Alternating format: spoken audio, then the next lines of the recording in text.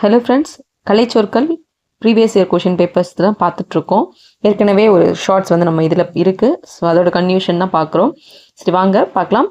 So first one பாருங்கள், சரியான இணையை தேர்ந்தெடுக்க அப்படின்னு சொல்லியிருக்காங்க. இப்போ பாருங்கள், அலுவல் சார்ந்த சொற்களாக இருக்கணும் அப்படிங்கிறது ரொம்ப முக்கியம். ஏன்னா ஃபஸ்ட்டு கொஷின்லேயே கொடுத்துட்டாங்க அலுவல் சார்ந்த சொற்கள் அப்படின்ட்டு. எபிகிராஃபி அப்படிங்கிறது கல்வெட்டியல், அது கரெக்டு தான். கேவ் டெம்பிள் அப்படிங்கிறதும் குடைவரை கோயில் அப்படிங்கிறதும் கரெக்டு. ட்ரெஷரி அப்படிங்கிறது கருவூலம். ஹீரோ ஸ்டோன் அப்படிங்கிறது நடுக்கல். இது எல்லாமே பார்த்தீங்கன்னா பண்பாடு சம்மந்தமாக, கோவில் சம்மந்தமாக, கல்வெட்டு சம்மந்தமாக கொடுத்துருக்கிறது.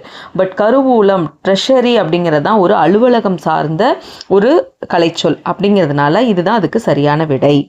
அடுத்து பாருங்கள், கல்ச்சுரல் வேல்யூஸ், இதுவும் வந்து அலுவல் சார்ந்த சொற்கள் தான் கொடுத்துருக்காங்க இல்லைங்களா?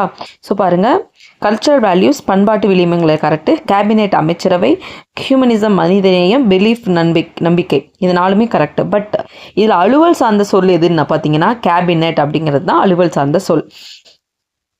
இது எல்லாமே வந்து பண்பாடு சம்மந்தமாக கொடுத்துருக்கிறது இல்லைங்களா?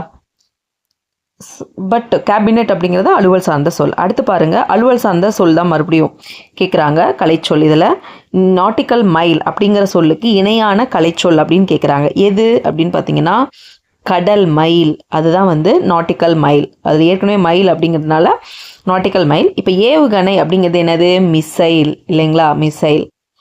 அடுத்து ஏவு ஊர்தி அப்படின்னா என்னது? லான்ச் வெஹிக்கல் இல்லைங்களா? Launch vehicle.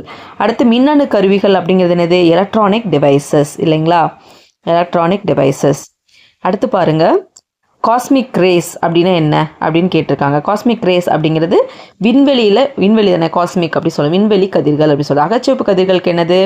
Infrared race, IR ரேஸ்ன்னு சொல்லுவோம் இல்லைங்களா? அது புற ஊதா கதிர்க்கு UV rays, ultraviolet rays அப்படின்னு சொல்லுவோம். உயிரி தொழில்நுட்பம், உயிரினா பயோ, தொழில்நுட்பம் டெக்னாலஜி, ஸோ பயோ டெக்னாலஜி. சரிங்களா? அடுத்து பாருங்கள், கம்யூனிசம் என்ற ஆங்கில சொல்லுக்கு நேரான தமிழ் சொல். கம்யூனிசம் அப்படிங்கிறது என்னது? பொது உடைமை, எல்லாருக்கும் பொதுவானது அப்படின்னு சொல்கிறது தான் கம்யூனிசம். இப்போ இதுவே வந்து ஒப்புரவு நெறிக்கு என்னன்னு கேட்டாங்க அப்படின்னா ரெசிப்ரோசிட்டி. என்னது? ரெசிப்ரோசிட்டி. அடுத்து பாருங்கள், கடமை அப்படிங்கிறது என்னது? நமக்கு ரெஸ்பான்சிபிலிட்டியோடு இருக்கணும்னு சொல்லுவாங்க, அது ரெஸ்பான்சிபிலிட்டி. தானி இயங்கி அப்படிங்கிறது என்னது? ஆட்டோமேட்டிக், அதுவாகவே இயங்கக்கூடியது, ஆட்டோமேட்டிக் அப்படிங்கிறது. சரிங்களா? அடுத்து பாருங்கள், மித் அப்படின்னா இது வந்து கலைச்சொல்களை பொறுத்துக அப்படின்றாங்க. மித் அப்படிங்கிறது என்னது? தொன்மம் அப்படின்னு சொல்லலாம். ஸோ அப்போது ஃபஸ்ட் ஒன்னுக்கு 3. அடுத்து ஏஸ்தட்டிக்ஸ் அப்படிங்கிறது என்னது? அழகியல் அல்லது முருகியல் அப்படின்னு நம்ம படிச்சிருப்போம். இது நம்ம வந்து ஏற்கனவே வீடியோஸில் பார்த்துருப்போம் இல்லைங்களா? நம்ம கலைச்சொற்கள் எல்லா வீடியோஸுமே நம்ம சேனலில் போட்டிருக்கோம். 6th to 12th எல்லாத்தையுமே கன்சால்டேட் பண்ணி நம்ம போட்டிருக்கோம் வீடியோஸ், பிளேலிஸ்ட்டில் இருக்குது, பாருங்கள். அடுத்து டெர்மினாலஜி அப்படிங்கிறது என்னது?